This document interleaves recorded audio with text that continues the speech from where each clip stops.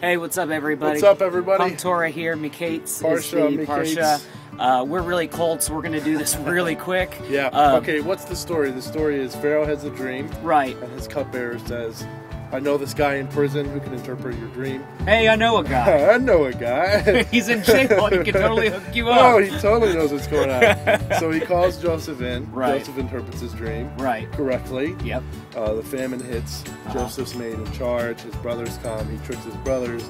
Blah, blah, blah. At the end of the Parshah, his brother's in prison for stealing the goblet, right? Yeah. Moral of the story, when one of your family members goes to jail, the likelihood that you're going to go to jail or someone else is going to go to jail. That increases exponentially. It does, really. It's the cycle of violence. Right. So what do we learn here? Well, I think it's interesting that, I was asking you about the whole idea of, did God give the interpretive power to Joseph, or was it just his own kind of thing? Because I didn't feel like it really talked about it in the Torah explicitly. And one thing that we noticed in the Torah that's really strange is that the dream itself doesn't come to Joseph. Right, It goes to Pharaoh. Right. And then Joseph comes in and interprets the dream through his skill.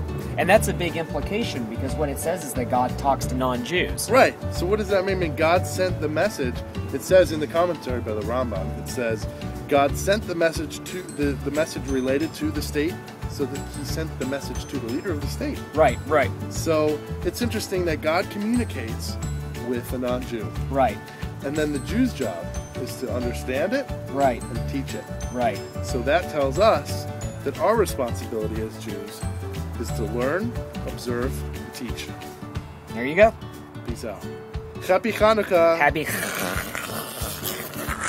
Hanukkah. And check out the PunkTorah Radio, PunkTorah podcast. Yeah, at PunkTorah.org. it's good stuff. Later.